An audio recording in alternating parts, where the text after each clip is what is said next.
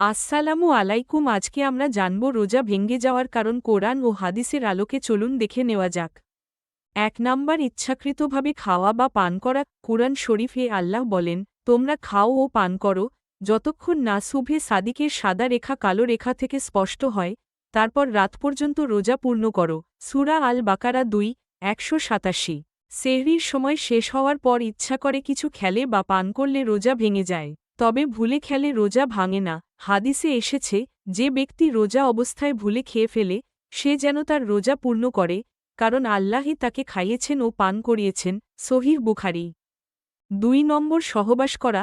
রোজা অবস্থায় স্বামী স্ত্রীর সহবাস করলে রোজা ভেঙে যায় এবং কাফফারা দিতে হয়। হাদিসে এক ব্যক্তি এসে বললেন, আমি ধ্বংস হয়ে গেছি।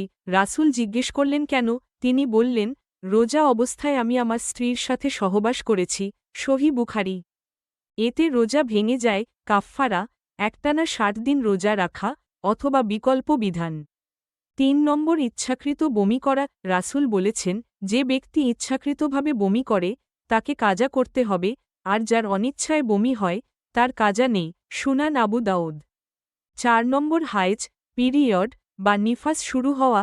নারীর মাসিক শুরু হলে রোজা ভেঙে যায়, পরে কাজা করতে হয়। হাদিসে এসেছে, আমরা নারীরা মাসিক অবস্থায় রোজার কাজা করতাম, কিন্তু নামাজের কাজা। ৫ নাম্বার, ইচ্ছাকৃতভাবে বীর্যপাত করা। কুচিন্তা বা হাত দ্বারা ইচ্ছাকৃত বীর্যপাত হলে রোজা ভেঙে যায়, তবে স্বপ্নদোষ হলে রোজা ভাঙে না। ৬ নাম্বার, ইসলাম ত্যাগ করা। নাউবিল্লাহ: যদি কেউ ইসলাম ত্যাগ করে, তার সব আমল বাতিল হয়ে যায়। তোমাদের মধ্যে কেউ তার দিন থেকে ফিরে যায়। কুরআন শরীফ, সূরা আল বাকারা ২:২১৭।